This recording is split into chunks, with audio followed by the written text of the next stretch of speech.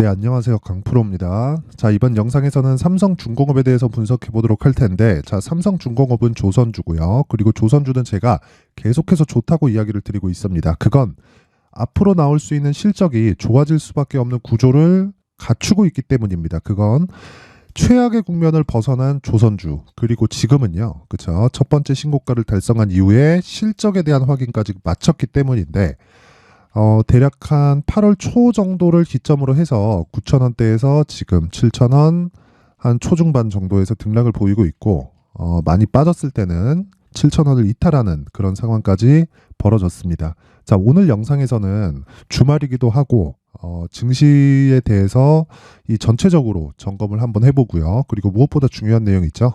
시장의 상황과 그리고 삼성중공업의 상황이 어떻게 차이를 보일 수 있는지 그 부분에 대해서 집중적으로 이야기를 드리도록 하겠습니다. 일단 삼성중공업에 대해서 좋은 이야기들은 많이 있습니다. 뭐 수주권이 계속해서 늘어나고 있고, 그리고 조선 부분에서 올해는 계속해서 수주가 이루어졌습니다. LNG선 부분이죠. 근데 앞으로는요, FLNG 쪽에 해양, 그쵸? 해양 플랜트 쪽으로 수주가 계속해서 증가할 수 있고, 수주가 늘어날 수 있는 지역이 바뀌었어요. 원래는 동유럽이나 중동 쪽에 수주가 늘어나고 있었는데, 앞으로는 그쵸? 캐나다나 미국 쪽, 이 북미 쪽에 수주가 집중될 수 있는 그런 상황이 나오고 있습니다. 그리고 무엇보다 FLNG죠. 그쵸? FLNG의 세계적인 강자는 삼성중공업입니다. 삼성중공업. 그리고 이런 과정에서 주가는 선반영을 하게 될 겁니다. 그쵸? 왜? 앞에 실적이 좋아질 수밖에 없는 구조를 갖추고 있고요. 지금 실적은 최악의 국면을 벗어난 초입 구간에 있기 때문입니다. 자, 그러면 이 선반영 구조에 대해서 지금 시장을 체크하면서 어떻게 봐야 되는지를 제가 이야기를 드리겠습니다.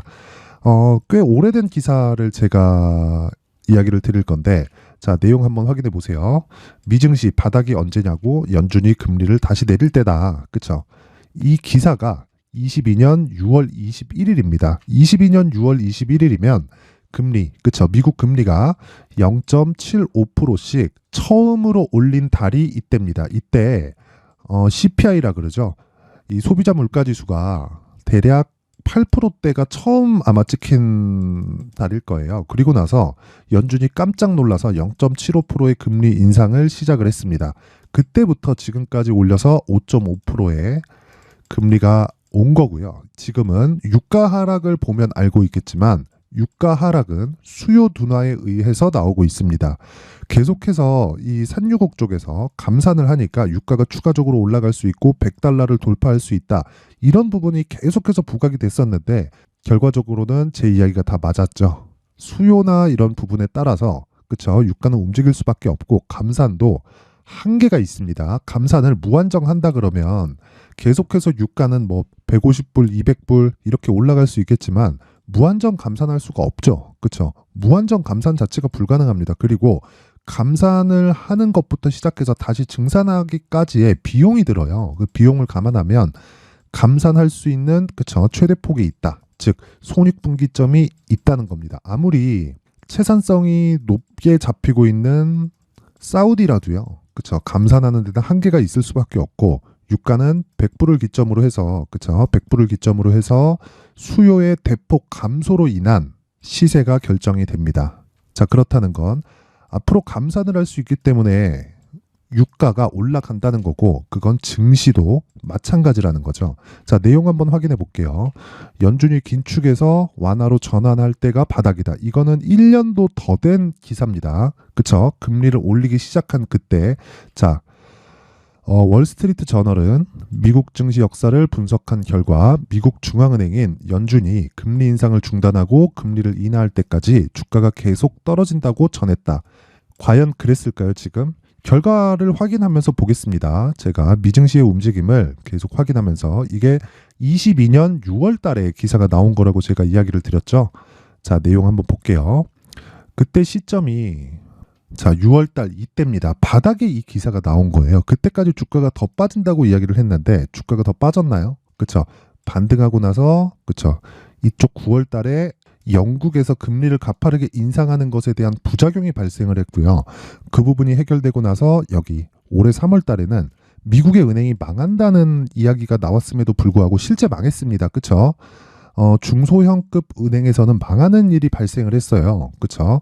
그러면서 뱅크런까지 나왔는데도 불구하고 주가는 상승을 했다. 그렇다는 건 금리 인상 전에, 그렇죠? 금리 인상 전에 주가는 이미 충분한 하락세를 거치면서 앞으로 경기가 나빠질 부분을 시장은 먼저 반영을 했다는 상황이 벌어지게 된 거죠. 그러면 자, 미국의 전문가들이 나와서 이야기를 한 내용은 다 틀렸다는 이야기입니다. 그렇죠? 이런 얘기가 나왔을 때 이미 주가는 바닥을 찍고 나서 반등을 하고 있었다. 자, 그러면 우리가 이렇게 생각을 해봐야 돼요. 금리가 높아지는 과정에서 어떻게 됐죠? 주가는 바닥을 만들었고 바닥을 거의 한 6개월 정도 만든 이후에 그렇죠? 하락하는 게 거의 한 7개월에서 8개월 정도 됐고요. 그리고 여기 6월 달 이후에 계속해서 바닥을 횡보했습니다. 이 기사가 나온 이후에요. 그렇죠? 자, 요 내용. 금리 인상을 중단하고 금리를 인하할 때까지 주가가 계속 떨어진다고 전했다. 그런데 주가는 안 빠졌다는 거고요. 그리고 여기 밑에 쭉 내려보면 자, 골드만삭스의 글로벌 시장 전략가인 비키 창이 연구한 바에 따르면 1950년 이후 S&P 500 지수가 17번 이상 15% 이상 폭락했다. 그중 17번 중 11번 주식시장이 바닥을 쳤다. 연준이 통화정책을 긴축에서 완화로 전환할 무렵이었다. 그쵸? 요 내용은 자, 이 밑에부터 보죠. 연준은 금리 인상에 박차를 가하고 있다. 그쵸? 이게 0.75%의 인상 시점이라는 겁니다. 아직도 바닥은 멀다는 얘기다. 그게 아니라는 거죠. 이미 금리를 가파르게 인상할 때부터 주가는 그쵸? 효율적으로 움직였다. 효율적으로. 먼저 반영을 하면서 팔 사람들은 다 팔았고 이제 인상하기 시작했으니까 물가가 잡힐 수밖에 없다는 내용을 주가는 반영하면서 바닥을 만들었고요. 그러면서 그쵸 이 구간에서 제가 항상 말씀드리죠. 이평선이 수렴하는 즉 역배열 구간에서는 주가가 안 간다는 내용이 여기서도 나오는 겁니다. 그러면서 정배열로 전환하는 그런 과정을 거쳤고 그리고 나서 올해 들어서 굉장히 큰 폭으로 강세를 보였는데 여기서 집중해야 될 내용은 엔비디아가 미증시를 이끌었습니다. 엔비디아가. 그러면서 한국 시장에도요. 이수페타시스, 그쵸? 그리고 또 뭡니까?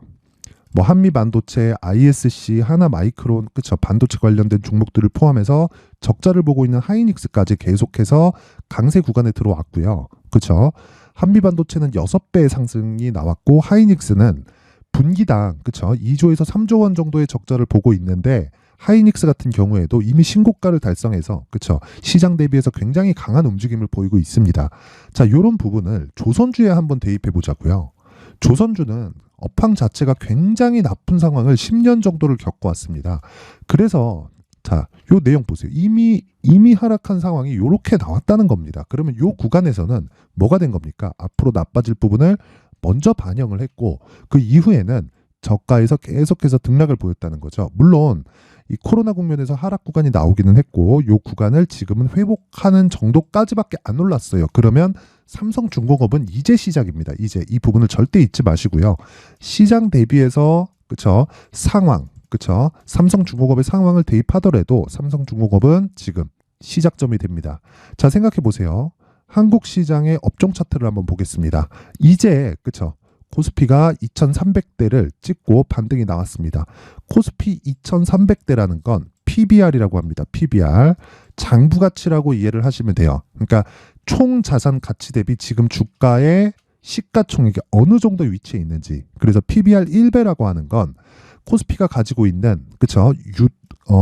자산 총액에 대비해서도 주가가 낮다는 겁니다. 그러니까 1이면 같다는 거고 뭐 0.9, 0.8 요 정도면요. 그렇죠? 자산 가치에 못 미친다는 거예요. 예를 들어서 삼성전자의 자산이 10인데 삼성전자의 주가는 9예요. 그럼 저평가죠. 그렇죠?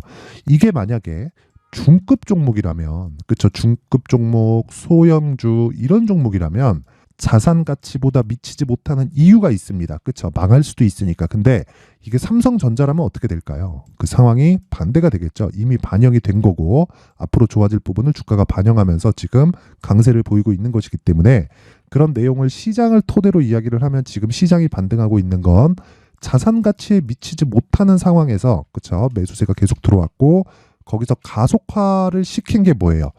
요 내용입니다. 공매도 금지했다는 요런 내용. 그쵸? 그러면 지금 삼성중공업은 시장에 대한 부담도 없고요. 그쵸? 2,600포인트 정도까지 올랐던 이 8월달, 그쵸? 여기서는 조정 구간을 당연히 있을 수밖에 없지만 61일평을 이탈한 그 순간에서는 앞에 좋아지는 상황을, 그쵸? 앞에 좋아지는 상황을 더 먼저 반영할 수 있는 그 구간에 지금 왔다는 거고, 여기서 중요한 건 무조건 가격 전략입니다. 가격 전략. 그래서 제가 말씀드리는 거예요. 삼성중공업에서 지금 가장 중요한 건 가격이다. 가격 외적의 다른 부분은 전혀 중요한 게 아니다. 이미 수주나 뭐 조선 쪽에서 해양 플랜트 쪽으로 이 수주에 대한 부분이 옮겨가고 있는 것, 그리고 무엇보다 고객사 측에서 도크를 먼저 확보하기 위해서 혈안이 되어 있습니다. 아직까지, 그쵸? 가격 협상 중에 지금 어느 정도까지 나왔냐면 이런 내용이 나오고 있어요. 이건 어제 나온 기사인데, 삼성중공업, 그쵸? FLNG 프로젝트 프레임 제작 수주로 FLNG 시장 글로벌 1위 굳히기. 이게 캐나다 시더라는 곳입니다. 캐나다 시더라는 곳에서 12월 달에 아마 계약 그 수주 공시가 나올 겁니다. 근데 여기서 어떻게 됐냐면요. 갑과 을이 지금 바뀌었습니다. 고객이 갑이 아니라 삼성중공업이 갑이에요. 삼성중공업에 지금 도크에 대한 여유가 없으니까 그 도크를 먼저 선점하기 위해서 일단 도크 비워놔라. 그쵸? 도크 선점에 대한 양해각서를 이미 체결을 했고요. 그리고 나서 가격 협상을 하는 중입니다. 근데 그 가격 협상에는 삼성중공업이 우위에 있어요. 지금은. 앞으로 성과는 계속해서 올라갈 수밖에 없기 때문에 그게 플랜트 쪽으로 넘어오게 되면요. 그쵸? 실적에 대한 엄청난 상승세가 나오고, 이 과거에 대한 저가 수주에 대한 그런 부분을 다 감안하더라도 지금 이 삼성중공업의 실적은요. 그런 부분을 감안했을 때 지금 삼성중공업은 저가 구간이라고 볼 수 있고, 무조건 이 구간에서 가장 중요한 가격적인 내용을 체크해서 내가 매매를 해야 된다. 이 부분 잊지 마시고요. 무엇보다 가격을 토대로 단기 보유 전략 2주 안에 내가 수익을 볼 수 있는 내용을 계속해서 추적 관찰을 해야 됩니다. 그쵸? 그걸 어떻게 해야 되는지를 제가 준비를 해왔고요. 이 내용을 영상을 통해서 이야기를 드리면 제가 내용이 너무 길어질 수 있기 때문에 여기 19페이지에 걸쳐서 삼성중공업의 가격 그리고 단기 보유 전략을 준비를 해왔으니까 영상 상단에 있는 전화번호로 숫자 3이라고 문자를 보내주시는 분들에 한해서만 제가 가격 그리고 단기 보유 전략을 공유를 해드리도록 하겠습니다. 자, 그리고 이런 과정에서 실시간으로 매매를 할 수 있는 제가 강프로의 소통방, 그렇죠? 소통방에 대해서 이야기를 해드릴 텐데, 여기서 중요한 건 삼성중공업을 추적하는 과정에서 계속해서 단타를 할 수 있다는 내용이 있고요. 자, 여기 11월 17일 날 보이죠? 11월 17일 날 같은 경우에도 시장이 안 좋은 상황이 나왔었는데, 자, 메디아나. 자, 여기 보시면 메디아나 있죠? 메디아나. 시가 1.9%에 시작을 해가지고요. 종가는 9.29%에 마감이 됐습니다. 자, 요렇게, 그쵸? 이 메디아나. 요런 상황이 나왔다는 건 우리가 이걸 어떻게 봐야 되는 걸까요? 한 가지만 생각하시면 된다. 한 가지만. 주식시장에서 먼저 강세를 보이고 있는, 즉 강세를 보이고 있는 모든 종목은, 자, 제가 말씀드리는 신고가 구간 이후에 발생을 하고요. 신고가를 잘 공략하게 되면 삼성중공업도 물론이고, 그쵸? 메디아나 같은 중소형주에서도 단기 매매를 지속할 수 있다. 그래서 하루에 9% 이상 수익이 발생하는 그런 상황이 벌어지고 있는 겁니다. 자, 그래서 이런 부분을 주성 엔지니어링 이렇게 보면요. 요건 보합권에 끝나죠. 정확하게, 그쵸? 시간 대비해서 강세를 보이고 있는 폭을 계산해 보시면 됩니다. 항상 모든 종목의 수익이 나진 않습니다. 하지만 제가 이야기를 드리고 싶은 건 리스크를 감당할 수 있는 폭이 어느 정도 제한된 움직임을 보여야 된다는 거고, 반드시 그 가격대는 2주 안에 수익이 날 수 있는 그런 구간인 점, 이 부분을 반드시 기억을 하세요. 자, 마지막으로 제가 다시 한번 말씀드리겠지만 주식시장에서 가장 중요한 내용은요. 가격을 얼마에 잡는지입니다. 가격을 얼마에 잡는지 봤을 때 금요일 날 11월 17일 시장이 좋지 않더라도 이렇게 이 메디아나처럼 마이너스 1.9% 그리고 종가 9.29% 이런 시세를 낼 수 있다. 이 부분 잊지 마시고, 내가 주식시장에서 멘탈이 안 잡힌다. 그리고 이렇게 제가 계속해서 이야기를 드리는 내용이 있죠. 뭐 단기 보유 전략으로 연결시키겠다. 가격 추적 삼성중공업이 대장이다. 그쵸? 이렇게 심리를 안정시키고 싶다 하시는 분들은 강프로의 무료 소통방으로 입장을 하시면 되고요. 영상 상단에 있는 전화번호로 참여, 참여라고 문자를 보내주시는 분들에 한해서만 제가 강프로의 무료 소통방 딱 주말까지만 받도록 할 테니까 시청해주시는 모든 분들이 상단의 전화번호 확인해서 참여라고 문자 보내시고요. 항상 성공 투자하실 수 있게 제가 상황을 만들어 드리겠습니다. 날이 많이 추워졌는데 주말 잘 보내시고요. 무엇보다 이해하는 게 중요합니다. 그 부분 잊지 마세요. 자, 이제 23년도 다 끝나가지만 매매를 하시면서 스트레스를 받으시는 분들이 있을 수 있습니다. 시장이 항상 그렇긴 하지만 그래도 제 구독자분들과 시청해주시는 분들을 위해서 앞으로 차기 주도주가 될 수 있는 대시세 종목을 준비를 해왔습니다. 단타나 짧은 수익만을 쫓다 보면요, 잦은 손절로 계좌가 망가지는 건 순식간이고요. 그만큼 수익하고는 거리가 멀어지겠죠. 장기간 유지하기가 어렵기 때문입니다. 결과적으로 주식시장에서 돈을 벌기 위해서는요, 어떤 계기를 만들어야 되는데 그 계기는 한 종목에 비중을 실어서요, 수익을 보는 것 말고는 없습니다. 쓸데없이 잦은 매매를 하지 말라는 이야기고요. 그리고 한 종목에 비중을 실을 수 있어야 된다는 겁니다. 그런데 이 비중을 실는 과정에서 성장 산업군에 대한 이해가 필요하다는 겁니다. 이 부분을 반드시 기억을 하셔야 돼요. 자, 이런 성장 산업에 대한 구조와 제가 앞서 말씀드렸던 신고가 그리고 선반영 구조에 대해서 이해를 했을 때 이런 매매를 할 수 있게 됩니다. 2월 7일 강프로의 대시세 종목으로 에코프로 매수가는 17만원 이에서 진행이 됐고요. 그리고 목표가는 50만원부터 자율 매도 구간으로 잡았죠.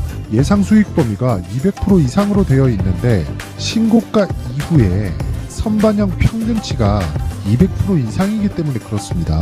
자, 그런데 에코프로가 2차전지 양극재 기업이죠.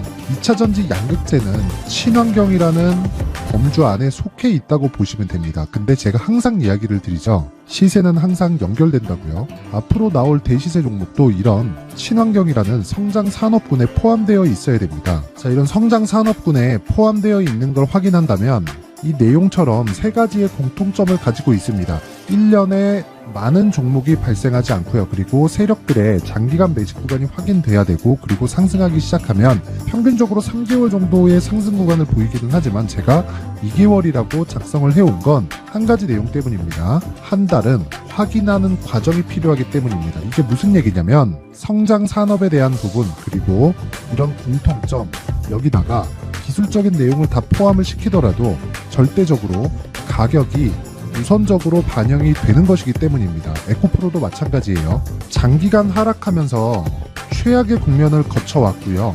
이 구간에서 먼저 하락을 했다는 건 앞서 말씀드렸던 내용처럼 고가에 대한 부분이 아니라 저가, 즉 나쁜 부분을 반영한 이후에 신고가를 발생을 시켰다는 건 앞으로 좋을 부분을 반영이 되고 있다는 거죠. 그런데 본격적인 시세는 신고가 이후라고 말씀을 드렸고 지금은 매물 소화 과정을 보내고 있습니다. 앞서 말씀드린 대로 가격 먼저 분석을 끝냈죠. 그리고 나서는 정부 정책의 방향과 맞는지를 체크를 해야 되는 겁니다.